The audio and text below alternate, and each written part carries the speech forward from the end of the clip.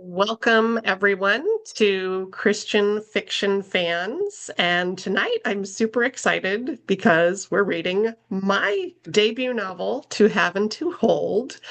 And normally I'm here interviewing the author, but I am the author. So I thought for those who join us later and watch this online, I'd start by giving you a little bit of a background about me, kind of a brief bio. So I actually, sometimes when you look back on it, you realize you've been doing something your whole life. And I actually got my first piece of writing published when I was in the second grade.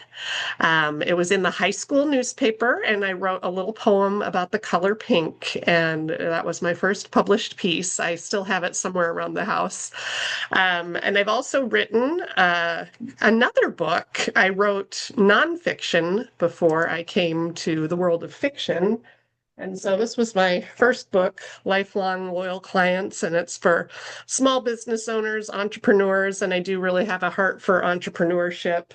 And then a few years ago, I felt the nudge to read a certain kind of book that I wasn't finding in the marketplace. And there's a quote that says, if you can't find the book, if there's a book you want to read and you can't find it, then you must write the book. And so that's what I did. And so I wrote To Haven't Hold, which just came out in October. And we're going to talk a little bit about that today. So I don't know if you guys came with questions, but I am open to just hearing your questions first and answering. Otherwise, I can go through the things we usually talk about with authors.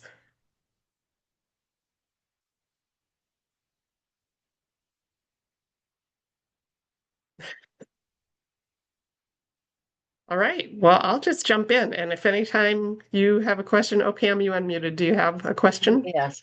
Well, what I was thinking about is wanting to give you feedback, if that's okay with you. Sure.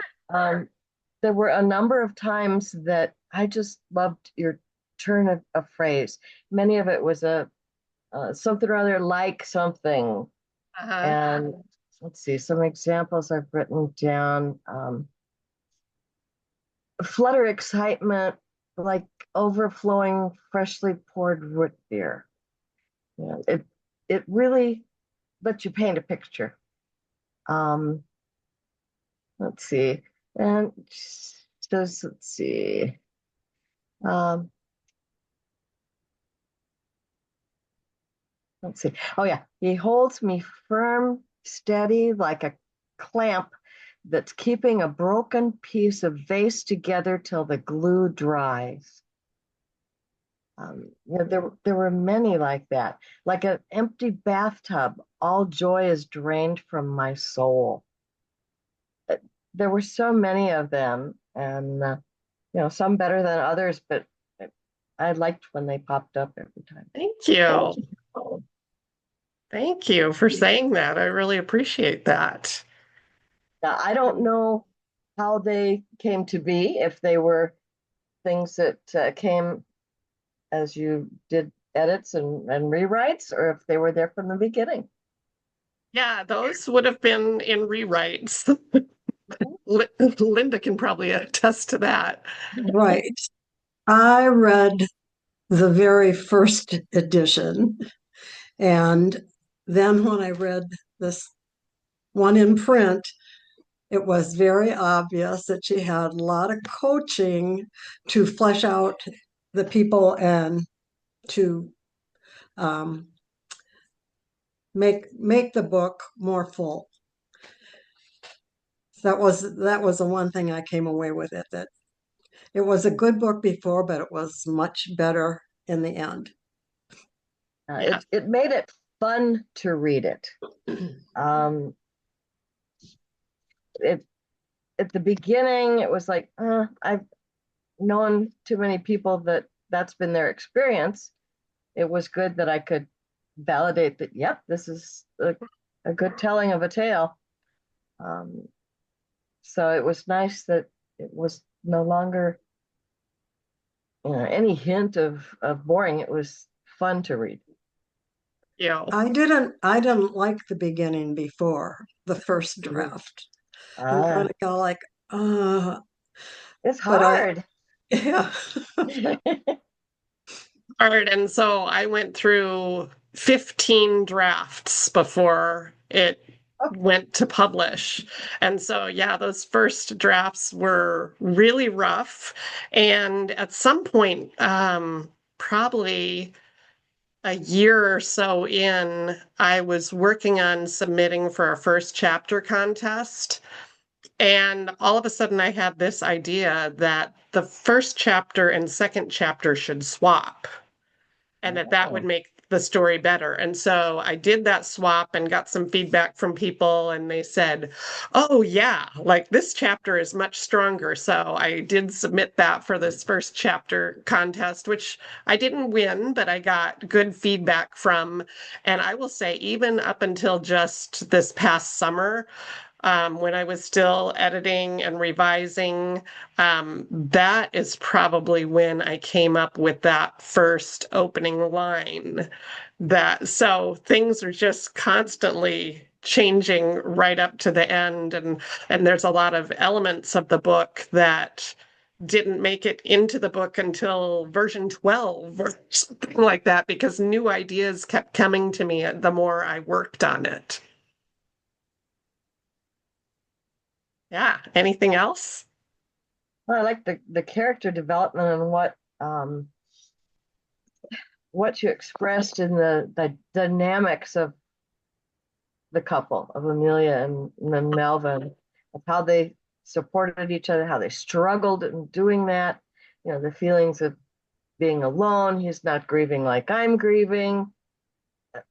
All that sort of dynamics was very well developed in the whole book. Elda, did you have something? Yes, I listened to an interview that you did today. Well, it was posted today. Um, and I was so touched when you said that, because I think the interviewer was asking you how you were affected, but because it's such a sensitive topic, right? Yeah. And your response was, even though you knew, because you wrote it, you knew, and you had to keep rereading it, rewriting it, things like that. Even though you knew what was going to happen, you still got teary-eyed. Yeah. And I was curious because at the launch party last month, I hadn't realized that you had interviewed all these people, until the launch party and we met them. And so I was wondering, was there ever a point where, I mean, because that had to have been hard to interview, real life examples to, Yeah. you do your research, so that you Hmm. could present it in a way that people, could relate to. Was there ever a point where you were like, this is just too hard? Although in your interview today, you said, I learned I can do hard things, but Hmm. still, was there a point where you were just like, oh, I don't know, this subject is so sensitive. I'm not sure, was there ever Yeah.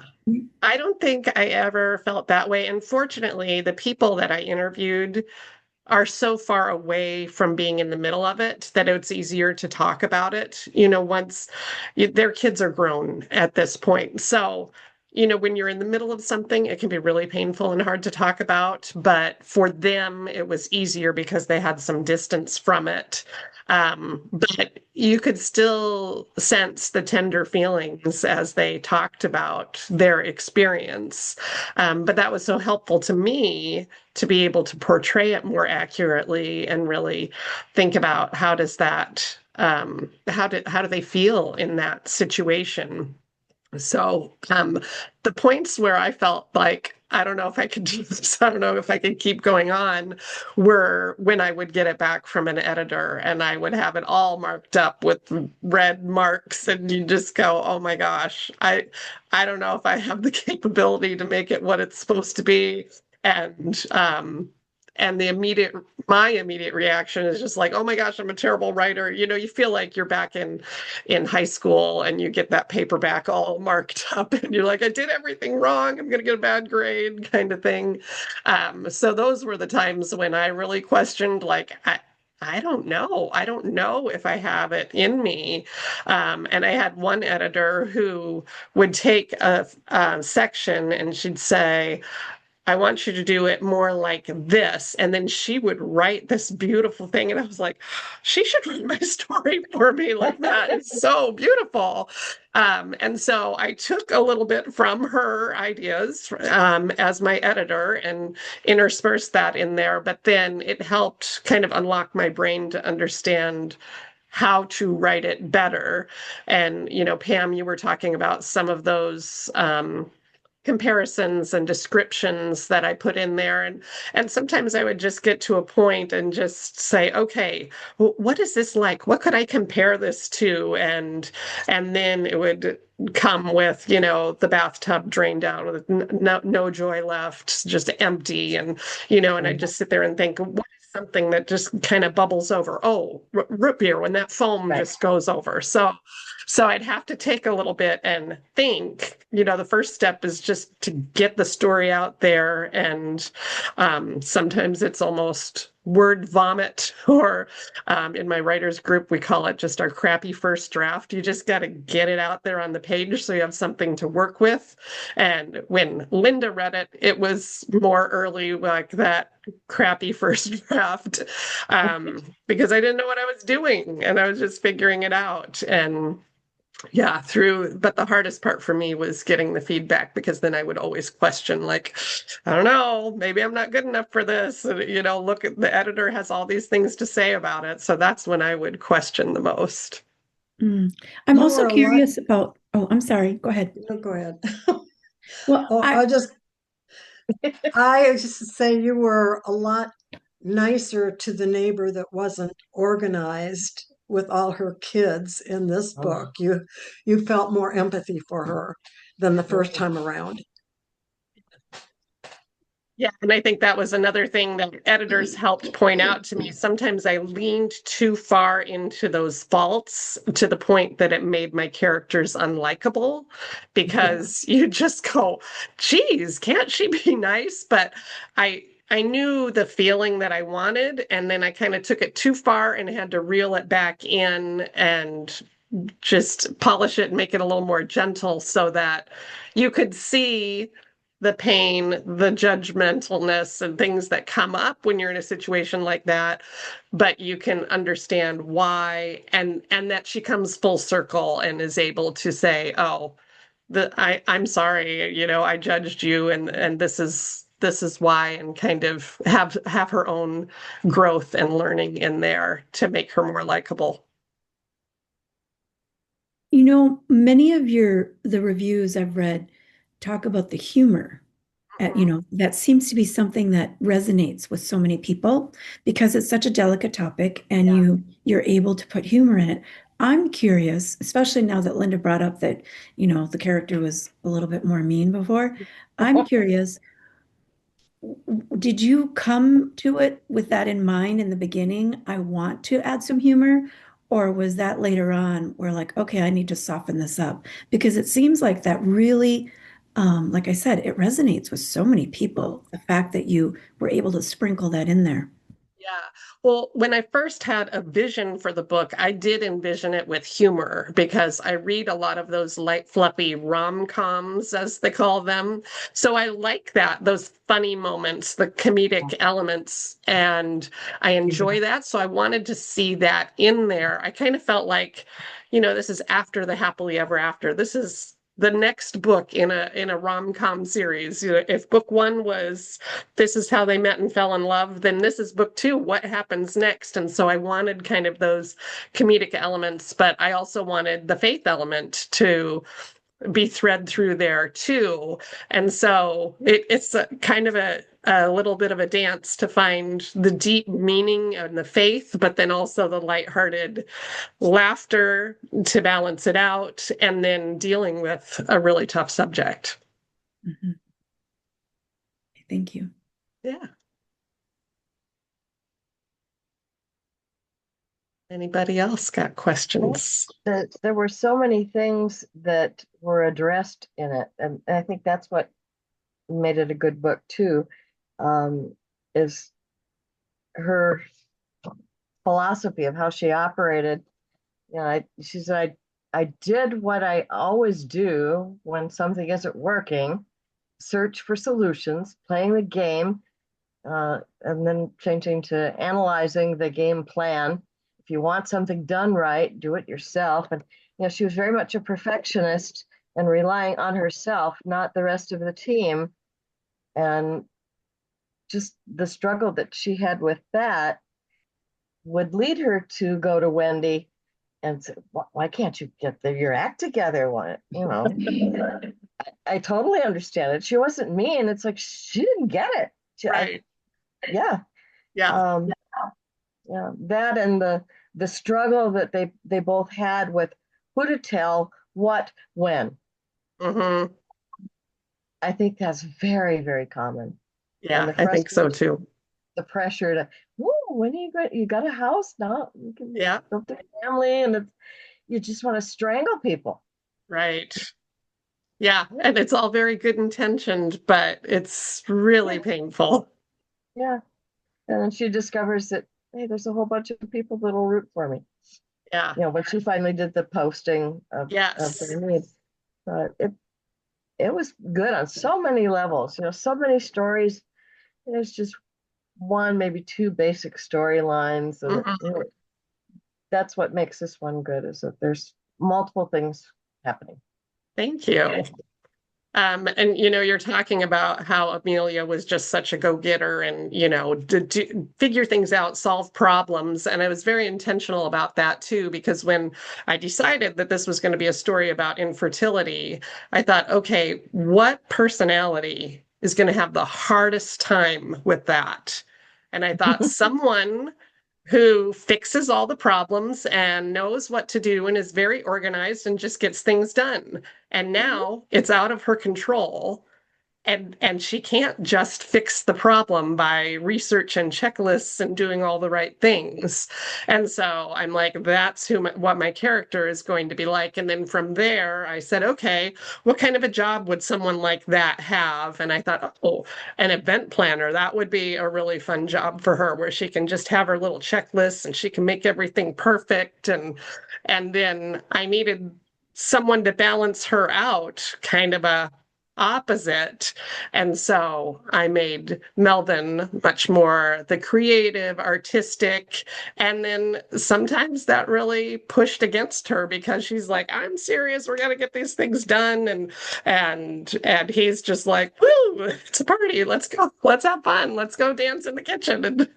And so I needed that push and pull of the two different personalities so that you could have some conflict in the story. Because if everybody's just like, oh yeah, we agree on everything, then there's no story there. Yeah, Zelda. Yeah, I was curious. I know because you'd mentioned about how, you read a lot of rom-coms, fluffy rom-coms and things like it. I know you read a lot of books, and I read a lot of books too. I'm curious. I go through phases where I'm like, okay, I get through a slump where I just can't read for a while. I'm curious if you had to stop reading because you love reading so much. Did you have to stop reading in order to write, or did you find that it kind of fueled you? Or did you go through a writer's block? Because I read about that a lot, that people have writer's block, that you're like, okay, I have writer's block, so I need to read now. Or like, I'm curious about if that interfered with your writing or if you were able to do both. Yeah. I I don't think I ever stopped reading. Sometimes I do get in a little bit of a reading slump too, where maybe I've read too many of the same kind of books or something, or I've read something really heavy and I just have to take a break and not jump into the next book. Maybe wait. I don't wait very long. Probably the longest I would wait is a week before I'm into the next thing. But I think it does fuel it. And as I've developed as a writer, then I start to recognize good writing. You know, as a reader, sometimes you just read it and you just like, I like this or I don't like it.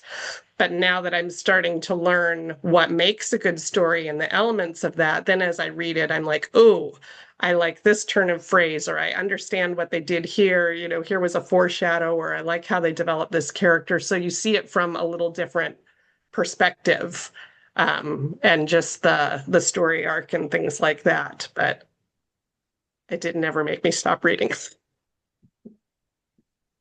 Leah, did you have a question or a comment? Yes, I just had a question. So as somebody who's dealt with infertility, I wanted to know how you decided on the ending of the book. Because I know that had to be a hard choice. Do I give them the thing that they're praying for, like a biological child, or do I Mhm. let them, go with adoption? So how did you come up with that decision? Yeah, that's a great question. You know, when I first thought about writing a book about infertility, I thought of someone that is really close to me who went through that years ago.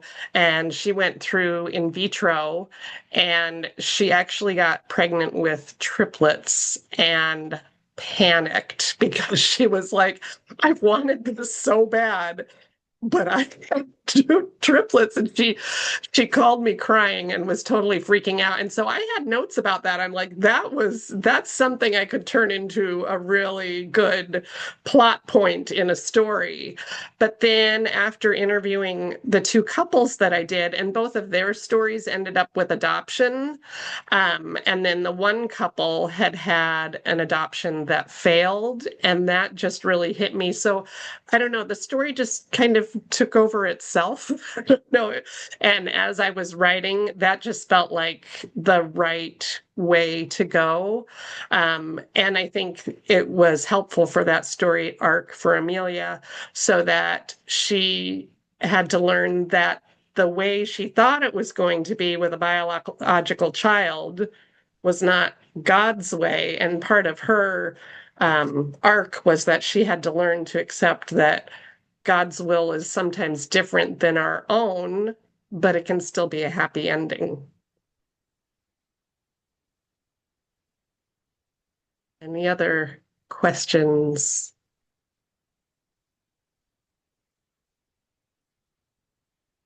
We've exhausted all the questions. All right, I'll look over some of Well, mine. there's Oh, go one ahead. other one. I was kind of shocked when I came to the nightmare of her losing Uh-huh. an adopted child, and that surprised me. This is real. Oh no, again. Um, I'm wondering what made you put that in.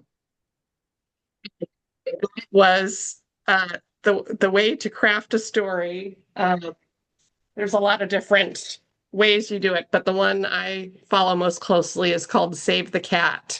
And it tells you kind of different plot points that need to happen through the story to make it a satisfying story.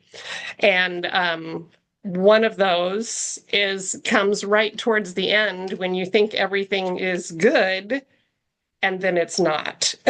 And Uh, so I needed this moment that was about 3/4 to 80% of the way in, where all of a sudden everything seems wrong. And I was like, what can I do? Because, she already like lost the one adoption. So what can I do that's going to make her feel like all is lost, like everything is bad again. And I thought, what if she had a nightmare? And that's going to hit her hard because it has happened to her. And she knows that could be real. So it's going to shake her up a little bit. Whereas it didn't have to be a thing that really was happening in the story. It was just a nightmare, but it was enough to create that tension at that point in the story. So that's why that got put there. no, that's good. It was a shocker. Yeah. I didn't expect it. Right. And when I first wrote it, I didn't put it in italics, which is commonly what you do with a dream. Uh, And I didn't have as many sensory details that make you feel like it's a dream, because dreams are like really wonky with, the sound is yeah. weird and some things are just not right. And so one of my editors said, okay, you need to put in some more details so it feels more visceral. And then I did decide to put it in italics. So it indicated that maybe this isn't the regular text, the regular storyline. Something's a little different. But yeah, I just wanted to have that feeling of that heart clenching, like, it's happening again. It's happening. Right. And Yeah. the butterflies, is that a thing, or was that an invention for the book? Butterflies really are a symbol of infant loss. And so, but interestingly enough, uh, it wasn't until, again, probably about version 12 of the story when the idea came to me that that's how Melvin was working through his grief because he's an artist. Mm-hmm. And so he's distracted, which is, frustrating to her, but she Mm-hmm. doesn't even realize the reason he's distracted is because he's working out his grief through his art, which is what an artist would do. I'm sure you can attest, Pam, you're married to an Yep. artist. Yep. Yep. That's Um, true. and my art is writing, and that's the way I work through my angst is journal, journal, journal. So, and then I thought, oh wow, what if he was making something really symbolic, and so that kind is how that kind of came to be. But yeah, again, it was through many, many versions when I was Mm-hmm. like, oh, that's the thing. And then I knew I needed to have a butterfly on the cover because it was so symbolic. Yeah. Yeah, I didn't understand the butterflies on the cover until I got to that. But I wanted it the to be like, oh, a pretty cover. And then after you read it, you're like, oh, I understand now, yep. And That the Linda. was next the one question big is, surprise to me reading it because it wasn't in the Yeah. original. Yeah, you oh, would not okay. have read that a couple years ago. Definitely not. Yeah. Thinking about what's next in your follow-up novel, is that going to be easier to write with fewer edits because you know how to do it all from the beginning? Well, that's what I had hoped. And I'm already have started writing it. And I would say I feel like I am doing a better job of setting the scene than I did, say, with my first draft of the other one. And I have the plot kind of mm, figured out a little better because I didn't even know about this plotting method when I wrote the first draft of the book. I wrote it and then I read this book and I went, oh, this needs to move Whoops. here and this needs to move here and we need to have a bigger something here. And so those frustrating things made me feel like I'm going to do it right the first time now because the perfectionist in me, like the perfectionist in Amelia. And as I've been writing it, sometimes it's just not flowing. And one of the things that they tell writers is show, don't tell. And tell is when it just kind of sounds like a travelogue and you're just kind of listing everything that happens. And that's really what my first draft was of this book until I learned how to show what's happening. And so I've tried to be more conscious of that, but then I'm just getting stuck and I'm realizing that part of me just has to tell the story before I can massage it and show the story.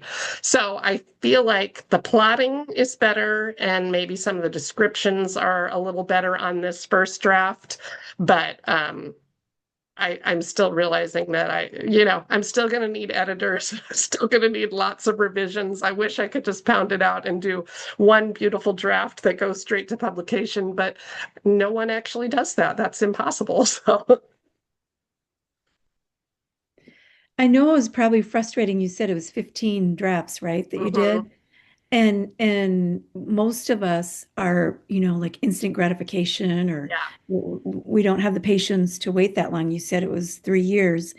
Um, in hindsight, are you glad that you waited and didn't try to put out, you know, Yeah. And not hire an editor and just say, you know what, I'm just going to do it. I don't want to wait this long, or anytime somebody had you revise something, no, forget it. I'm just going to publish it anyway. Are you glad that you did wait the 3 years and went through all of that, even though it probably was frustrating?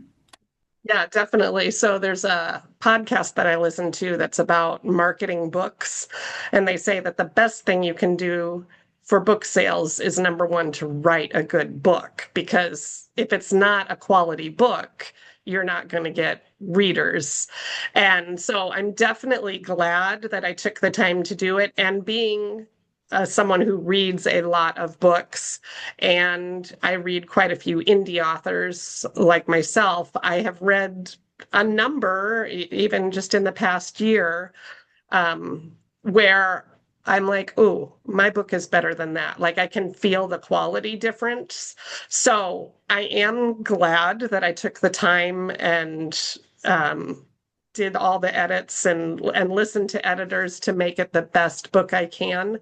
And I know it's not the best book in the world. It's my first novel. So there's still, when you put it out there, there's still questioning like, should I have worked on it a little more? Should I have done a version 16, a version 17 before I put it out there? But I was really at the point where I felt like I could work on it the rest of my life and never ever publish it, because there's always something more you can find to fix and tweak and just those little things. And so it felt like it was time to just get it out there, and it was good enough. Sometimes good enough just has to be good enough on anything that you do, and that's kind of the point that I got to. And the next book is going to be easier. I know my weaknesses. I understand a lot of things, so I don't intend for it to take 3 years at all. My plan is that it will be out next fall, so we'll go down to like one a year. It has to feel good though, to the response that you've been getting, the Yeah. reviews from people, and even other authors, great Yes. reviews from other authors. That's got to feel good. Yeah, and some of these other authors are award-winning authors. So when I have those moments of self-doubt, I just remind myself, no, an award-winning author said this was good. So yeah, that helps, because again, not everyone's going to like your book, and being a sensitive soul who wants everyone to like me and wants my stuff to be perfect that I put out there. When you do hear those little criticisms, sometimes it can be like, oh, I'm not good enough. Um, but yeah, I've been really happy with the positive reviews from authors and readers, and that is very gratifying. And from it, just that it's across the board. Like, this is a book about, with faith in it, but people who don't have faith as part of their life have also appreciated it. And it's a book about infertility, and people who have dealt with infertility have appreciated it, but also people who haven't have appreciated it. And so I'm really glad that it's hitting a lot of people, no matter where they're at, that they're able to come into the story and appreciate what's on the page.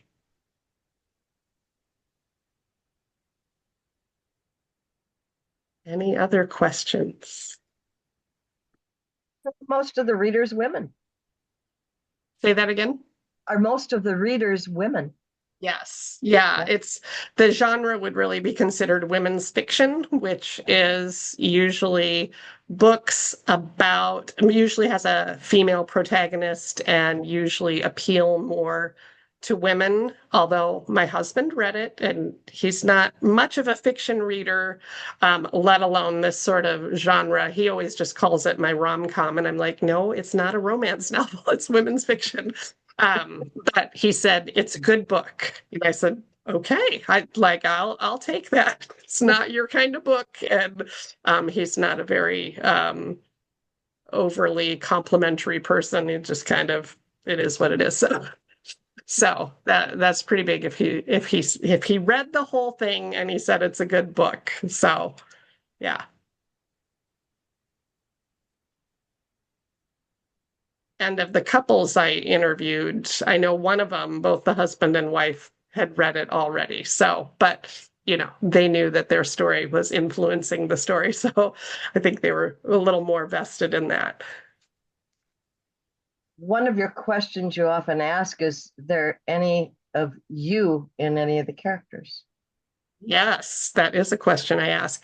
And I would say I tend to be a bit of a perfectionist like Amelia, and I do have checklists, and I'm probably not as extreme as her, but I do tend to be kind of mentally organized and focused, and I like things to turn out right. And I like everything to look good on the outside for other people. And so I would say definitely I've got that little piece of perfectionism that I could tap into when I was writing Amelia's story.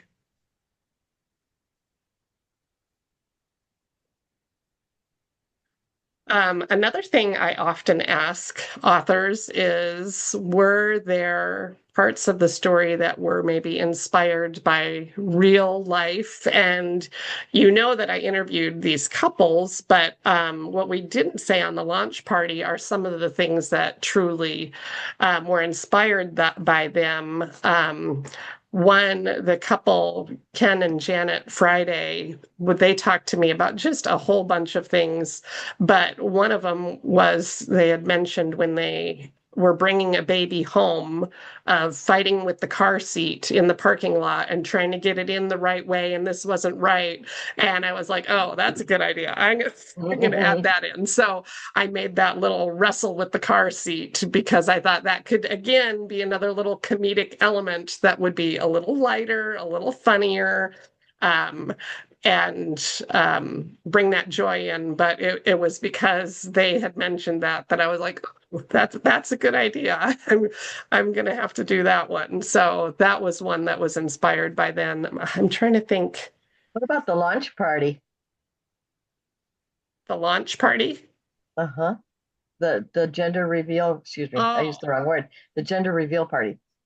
That yeah, was that was funny. not inspired by real life, but I did just go online and go, I was like, that would be a good place for just some funny mishap to occur. And so I went on and searched gender reveal fails and watched a whole bunch of videos and, saw all these things. And then from all of those ideas that I saw, I mean, often the mishaps are with a balloon. And so I thought, okay, that would be funny. And then that would also tie into her need to control and make everything just right. And now it didn't go right and she's got to try and clean up the mess. And so yeah, that was not inspired by anyone I know, but there are lots of gender reveal fails online if you care to look. So That was good. And then that father's experience of having to stop for the shower and get the food before he heads to the hospital for his wife. Ay, ay, ay. that was inspired a little bit by my own husband with our first birth. So, um, when we were pregnant with our first child, my water broke at the doctor's office, and my husband was off at a college class. We only had one car, so I had to pick him up, and there were no cell phones back in that day, and so. I went and picked him up and was like so excited. I'm like, okay, honey, we're having the baby. Are you ready? And he's just like, can we go home first so I can get some dinner? And I was just like, okay. And so we went home and he had a little dinner at home first. And, I couldn't eat anything because I was in labor. And then once he kind of got himself settled and I don't know if for him it was nerves or whatever. I did have some early readers say, this doesn't seem believable. Like, I would think that he would be so excited that he was going to have a baby. Why would he be doing all these detours? And so then I had to add in that conversation between Melvin and Amelia, where he says, I think he was a little nervous. And then that helped switch the tone so that it was more understandable why first time dad about to have a baby would not not be there right immediately. And those two will have their own story in this series. So maybe I should share who else is going to have a story. So the next story, book two, is about Marcus and Brenda, who are Melvin's parents. And so they are empty nesters in a very different stage of life and trying to figure out what does it mean to stay in love and stay married when you put everything into the kids and they're gone now. Wendy and will also have their own story. Um, that one isn't quite fleshed out yet, but I think it may be having a child with a disability might be part of their story. And Marcus and Brenda, they are going to be caregiving for an older adult as they become ill. Um, there's going to be a story with Allie and Powers, and that one's going to be for richer or for poorer. So it's going to be dealing with financial struggles and stresses. And there was a couple little teasers in there about, she's trying to start her own business because money's a little bit tight. And so that's going to be their story. And those are the ones I have kind of the most fleshed out. And then some of Melvin's siblings are going to have a couple of the other stories in there. But yeah, you've met everybody who's going to have a story, but they're not all fleshed out yet, and they're all going to be very different situations, but all deal with the marriage vows. All storylines in the same book? So in this second book, I did pull in a couple of scenes that Okay. you saw in book one, but now you're going to see them from a very different perspective because it's told in first person. So now you see it through, and one of the scenes that I pulled through was I'm giving away the family jewels around the table. And um, but now you're going to see it from the one who said that, who was just like, I don't understand why everyone's laughing at me. And so you're going to get a little different take on that same scene. So there will be a couple things like that where you'll be like, oh, wait, I saw this before, but I didn't see it in this way.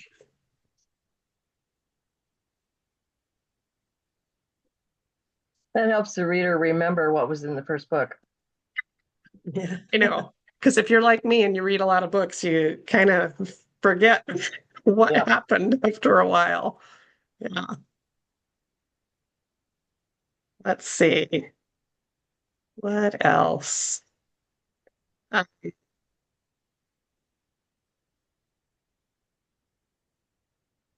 So maybe I'll talk a little bit about my writing process. That's a question I also often ask. And when I first started writing this book, I had another job too. So I tried to set aside my mornings to be my writing time, and I would just write as much as I could before I had to then go to work in the afternoon. And that job was somewhat flexible. So if I was on site and there wasn't really anything needed, I would clock out a little bit and try and get a few more words in and clock back in. And now I am not working another job. So I have a group with the Women's Fiction Writers Association. They have writing dates every day where whoever wants to just hops on a Zoom call. We all go around and say what we're working on that day real quick for in the first 5 minutes. We shut off our cameras and then we just write for 90 minutes. And then the person in charge brings us back and we just say how we did. And it's like super no pressure. So if you have to leave early because you got a phone call or you had a doctor's appointment, it's no big deal. And if you come late, no big deal. And so I try to do those every single morning. And then they have a second one in the afternoon. So now I try to get on that in the afternoon and do some more writing. And so that's kind of my writing routine, is to clock in with these other people who are all writing at the same time, and it kind of becomes a little support group too. So at the end, you can ask questions if you're like, what do you do about this? I haven't encountered this, or does anybody have a good resource for an editor, or things like that? Then they're always there to help. So that's kind of my writing routine, but then now you have to fit in the marketing and sending out the emails and trying to post things on social media around that too. And a lot of people will use one of those writing date times for that they will say, today I'm working on marketing, I got to send out a newsletter, things like that. So sometimes that's what you do, but I try to, at least the mornings for sure, make really sacred to try and get as many words on the page as I can during that time. So it's kind of my routine and how I do it.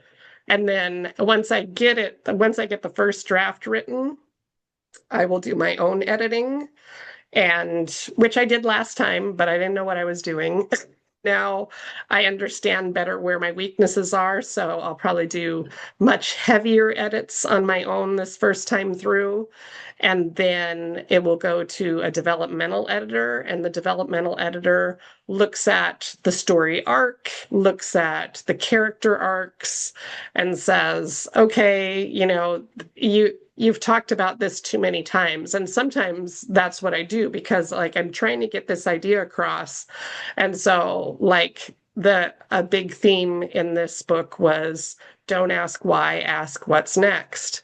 Well, my editor said, you've said it too many times now. It's starting to lose its effectiveness. So you've got to pull back and just state it a couple of times, and the reader will get it. Like you're overdoing it. So, yeah, so then the developmental editor will go through it. They take about 4 to 6 weeks to go through it and give you suggestions. The one I worked with on this one, I'll probably use her again, and she gave me like 7 pages plus comments in the margins of things like, here are the things we can tweak to make it better. And then I read through it all and I panic, and oh no, I can't do this. It's terrible. I don't know what I'm doing. And I have to walk away. And I hear that from a lot of writers, that they get that feedback, look at it, and then they step away from it for a week or 2 weeks before they dive back in and actually start making the edits.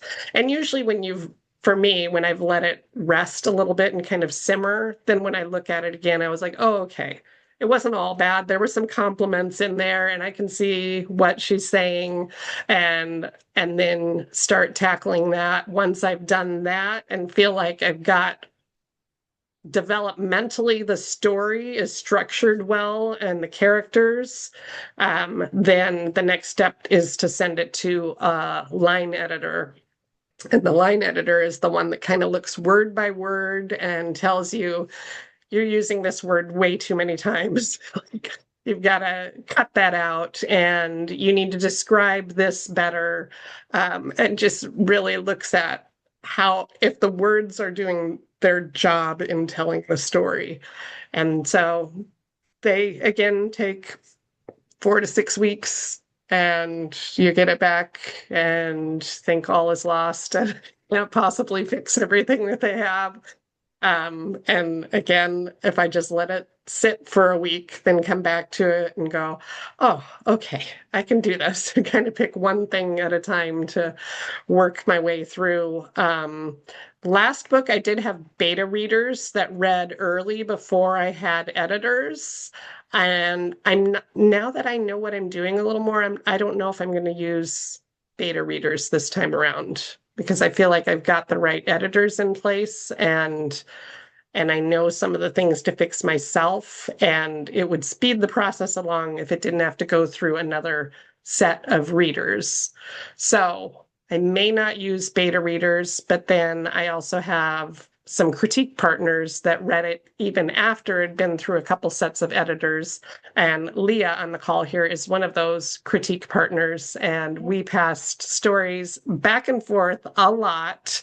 And she was just super, super helpful to say, sometimes you say something and you know what you mean, but the other person doesn't understand. And so there were some things like that where she was just like, I don't understand what this means. And so just changing the phrasing and things like that is just really helpful to get outside perspectives because you know what you meant. You put it down. So, yeah, and she was just so, so helpful. So I'm hoping that Leah will read the next book as well because Now Leah with is actually going to be our March book. So ooh, I think I added that one on in the email that went out today, maybe the one from last week too. But yeah, she's got a debut novel also that she also independently published. And so we're going to read that in March. It's really, really good. I love Leah's writing. do your edits tend to make the book longer, or do they tend to leave things on the cutting room floor that make it shorter, or neither? A little bit of both. Okay. So when I delete things from the book, I put it in another document to kind of save it for later, just in case, because maybe you cut something and then you're like, oh, I could use that somewhere else, or actually I need part of that phrasing. And uh, in writing, we count by how many words on in the book rather than how many pages like a reader usually does. And so I think when I first had this out, it was probably at around 72,000 words. And then I cut a lot. I think that other document has, last I checked, I don't know, was it 10,000 words or something like that in there? But my final draft ended up at like 78,000 words. So all told, all together, it started at 72,000 words, and there was a total of maybe 88,000 words written, but the final draft is at about 78,000 words. So there is a lot of cutting, and you said that too many times. It repeated over and over, let's get rid of that. But then there's also a lot of let's make the story more beautiful by adding in these descriptive pieces that add words to the story. So it's a little bit of both. Yeah. Okay. One thing I really like about these monthly get-togethers is the other two of you that are there a lot. You notice that the people that are good writers are also good speakers and fun to listen to, that I think it just automatically comes out of their mouth and onto the pages. Well, that's somewhat true, but also a lot of writers are introverts and they don't like public speaking. That's why they're behind their computer putting the words down on the page because they don't always like to All speak. the ones that we've had have been wonderful. And my husband is like, well, what was that all about? And I'm just going, I look forward to it every month because it's so interesting. Well, good. I'm glad you look forward to it. I look forward to But it he's the too. one that graduated as an engineer and said, I'll never read another book. And it's been 60 years, and I don't think he has. So, Well, our yeah. next main character in book two, the husband is going to be an engineer because I needed somebody who was just kind of very analytical and just not a lot of feeling. And I was like, it's usually an engineer. That's so. So yeah, we'll have to see how well his personality matches your engineer's personality. Uh, well, any other questions? Good. This was super fun. Well, I'm going to show you what we've got coming up next. Oops, not that though. There we go. So, our next book is called Every Heart Prepare by Madeline Smith. And Madeline is someone that I actually have met in real life. And I think I was a beta or ARC reader or something for her first book. And this is a little historical fiction. It's a novella, so it's a little bit shorter, but it comes to a close at Christmas. So I thought that would be a fun little Christmas thing. And this is a little newer out. But the really interesting thing about this is it was inspired by her very own family history. That she was looking through genealogy and doing some searching, and she found these, I don't know if they're, we'll have to ask her, like great great grandparents, great great great grandparents, something like that, someone she'd never met. And she saw their names on a page and knew just a little bit about them and said, well, I think they deserve a story, even though there's no recorded story for them. So it's going to be really fun. You'll love Madeline because she is just a ball of energy. And she's going to be on with us in December. And our date is December 8th. And we're going to keep it at the 8 p.m. Central. Madeline is on Mountain Time. And yeah, I know we have people in all the time zones, it seems like. This one, because it is newer and she's independently published, I don't know how easy it will be to get it at a library. If you read on Kindle Unlimited, I know it is on Kindle Unlimited, so that will be one possibility for it, but I don't think it's super expensive to order either on ebook or paperback. I think either way it's not super expensive. But ebook was $3 or $4. okay, good. Yeah.